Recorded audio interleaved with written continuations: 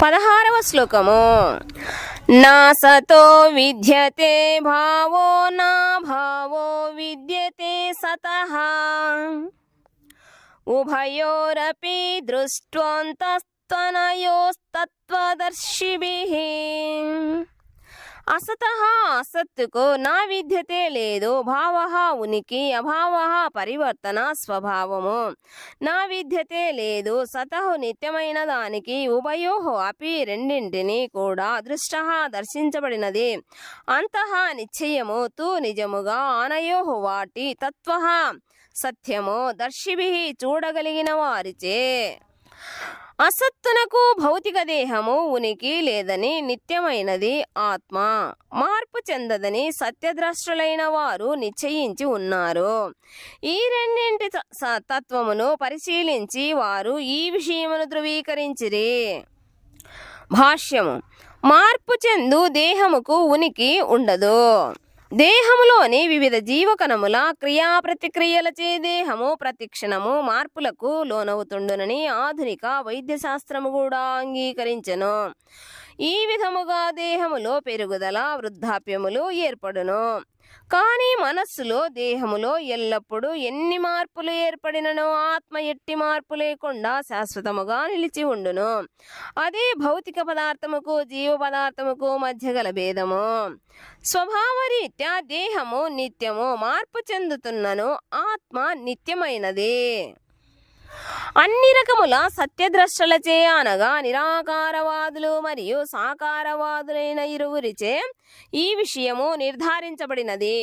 విష్ణువు మరియు అతని ధామములన్నీ స్వయం ప్రకాశమైన ఆధ్యాత్మిక స్థితిని కలిగి ఉండునట్లుగా జ్యోతింషి విష్ణుర్భువనాని విష్ణు. విష్ణు పురాణము 2:12-38 చెప్పబడినది. అనగా సత్తు అసత్తు అను పదములు రెండును వరుసగా ఆత్మను భౌతిక పదార్థములను సూచించును. ఇదే సత్యద్రష్టలందరి అభిప్రాయము. అజ్ఞాన ప్రభావముతో కలత చెందు జీవులకు భగవంతుని ఉపదేశమూలముకు ఆరంభమిదే. అజ్ఞాన నిర్మూలన కార్యములో అర్చకుడు మరియు అర్చనీయ భగవానుని నడుమగల నిత్య సంబంధమును పునఃస్థాపించుట, భగవానునకు మరియు అతని అంశలైన జీవుల నడుమగల భేదమును పరిపూర్ణముగా అవగాహన చేసుకొనుట అను అంశములతో కూడి ఉండును.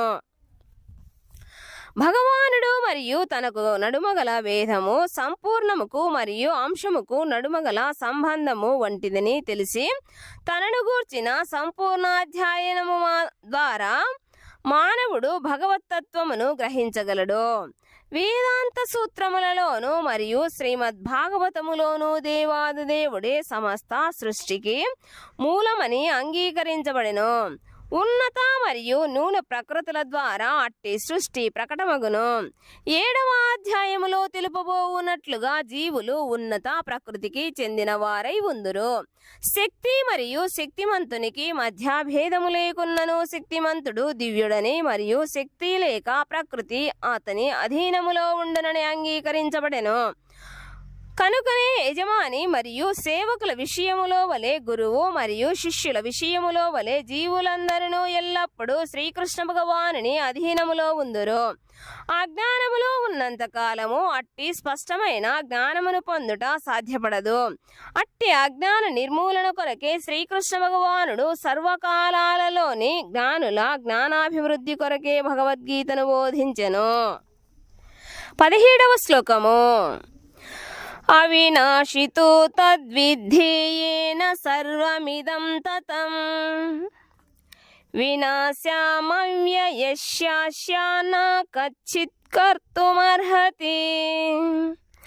అవినాశి నాశములేనట్టిది తూ కాని తత్ దానిని విద్ధి తెలుసుకొనుము. ఏనా దేనిచే సర్వం ఇదం ఈ శరీరమంతయో తతం వ్యాప్తమై ఉన్నదో వినాశం నాశమును అవ్యయస్యాస్య ఈ నాశము లేని దానికి కచ్చిత్తు ఎవ్వడును కర్తం చెయ్యుటకు నార్హతి సమర్థుడు కాడు. ఏదైతే శరీరమంతటా వ్యాపించి ఉన్నదో అది నాశము లేనిదని నీవు తెలుసుకొనుము. అట్టి అవినాశి అయిన ఆత్మను నశింపజేయుటకు ఎవ్వరును సమర్థుడు కాడు. భాష్యము. ఈ శ్లోకము దేహమంతటా వ్యాపించి ఉండే ఆత్మ యొక్క నిత్య తత్వమును మరింతగా స్పష్టపరచును. దేహమంతటా ఏది వ్యాపించి ఉన్నదో దానిని ఎవరైనను గ్రహించగలరు. అదే చైతన్యము. కనుకనే పూర్తి దేహములో లేక ఏదైనా ఒక భాగములో ఏర్పడు సుఖదుఖములకు ప్రతి ఒక్కరును ఎరుగుదురు. కానీ ఈ చైతన్య వ్యాప్తి శరీర అంతర్భాగము వరకే పరిమితమై ఉండును. ఒక దేహములోని సుఖదుఖములు మరొక దేహముకు తెలియవు. కనుకనే ప్రతి దేహము ఒక ప్రత్యేక జీవాత్మకు ఆచ్ఛాదనమగును. అట్టి దేహములో ఆత్మ ఉనికి చైతన్యము ద్వారా అనుభూతమగును. ఈ ఆత్మ వెంట్రుక కొనలోని 10,000వ వంతు పరిమాణము గలదిగా వర్ణించబడినది. శ్వేతాశ్వతరోపనిషత్తు 5:9 దీనిని ఇట్లు సమర్థిస్తుండెను. బాలాగ్ర శతభాగస్య శతధా కల్పితస్య చ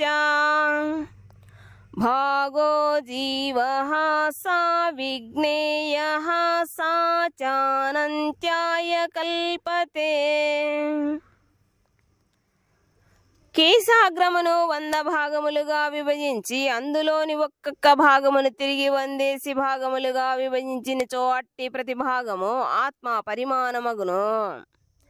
అట్టి విషయమే శ్రీమద్ భాగవతము 10వ స్కందము 87వ అధ్యాయము 30వ శ్లోకములో శ్రీధర స్వామి భాష్యములో ఇట్లు చెప్పబడినది.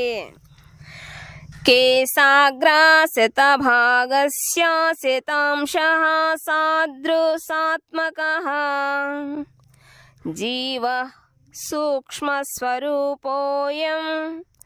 సంఖ్యాతీతో హి చిత్కనః.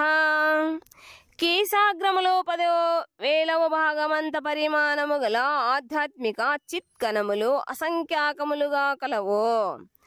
ఆధ్యాత్మిక అణువులైన ఆత్మలు భౌతికాంశముల కంటేనూ సూక్ష్మమైనవి. అట్టి అణువులు అసంఖ్యాకములు. అట్టి సూక్ష్మమైన ఆధ్యాత్మిక విష్పులింగమే భౌతిక దేహముకు మూలాధారము.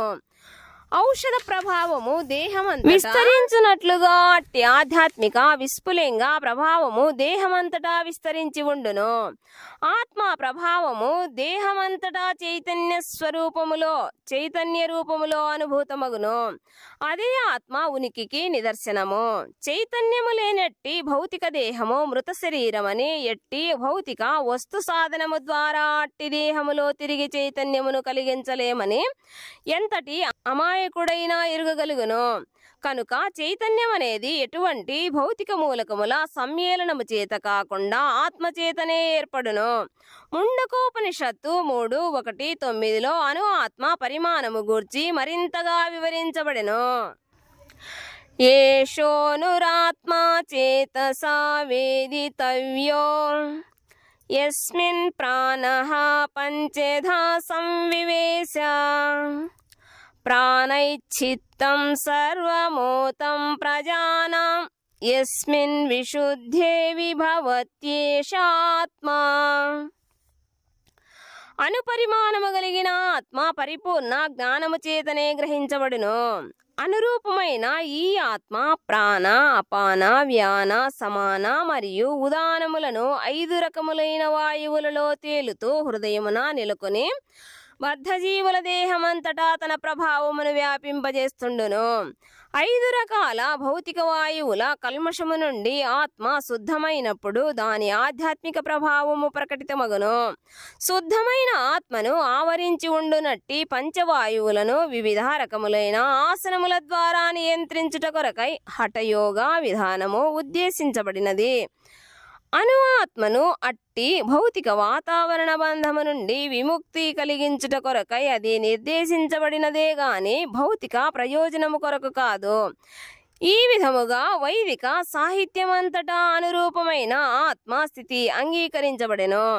అంతేకాకుండా బుద్ధిమంతుడు దీనిని ప్రత్యక్షముగా అనుభవములో గ్రహించగలుగును. కేవలము బుద్ధిహీనుడు మాత్రమే అట్టి అను ఆత్మను సర్వవ్యాపకమైన విష్ణుతత్వముగా భావించును. అణు ఆత్మ ప్రభావము దేహమంతటా విస్తరించి ఉండును. ముండకోపనిషత్తు 3:1-9 అనుసరించి ఈ అణు ఆత్మ జీవులందరి హృదయములో నెలకొని ఉండును. ఈ అణు ఆత్మ పరిమాణము అతి సూక్ష్మమై శాస్త్రజ్ఞుల దృష్టి పరిధికి కూడా అందకుండా ఉండుట చేత వారిలో కొందరు మూర్ఖముగా ఆత్మ అనేదే లేదని వాదిస్తుందురు. కానీ నిజమునకు ప్రతి ఒక్కరి హృదయములో అనురూపమైన ఆత్మ పరమాత్మతో కూడి తప్పక నిలిచి ఉండును. కనుకనే దేహ కదలికలకు అవసరమైన సమస్త శక్తులు ఈ దేహాంగము నుండి ఉత్పన్నమవుతుండెను. ఊపిరితిత్తుల నుండి ప్రాణవాయువును గ్రహించు రక్త కణములన్నీ ఆత్మ నుండే శక్తిని గ్రహించును. ఆత్మ ఈ స్థానమును విడిచిపోగానే రక్త ప్రసరణ క్రియ నిలిచిపోవును. రక్త కణముల ప్రాముఖ్యతను అంగీకరించిన వైద్య శాస్త్రము ఆత్మయే వాటి శక్తికి మూలమని ఎరుగలేకుండెను. ఏమైనను వైద్య శాస్త్రము దేహశక్తులన్నింటికి హృదయమే స్థానమని అంగీకరించెను. పరమాత్మ యొక్క అట్టి అనురూప ఆత్మలు సూర్యకాంతి కణములతో పోల్చబడినవి. సూర్యకాంతిలో ప్రకాశవంతములైన అసంఖ్యాక కణములు ఉండును. అట్లే భగవంతుని అనురూప అంశలు ఆ భగవాను నుండి వెలువడు కాంతిలోని కణములు కనుక వానిని ప్రభా లేక ఉన్నత శక్తి అందురు. కనుక వేద విజ్ఞానముననుసరించి లేక ఆధునిక విజ్ఞానముననుసరించి దేహములోని ఆత్మ ఉనికిని ఎవ్వరునూ కాదనలేరు. అట్టి ఆత్మను గూర్చిన విజ్ఞానము స్వయముగా దేవాది దేవుని చేత భగవద్గీతలో స్పష్టముగా వివరించబడెను.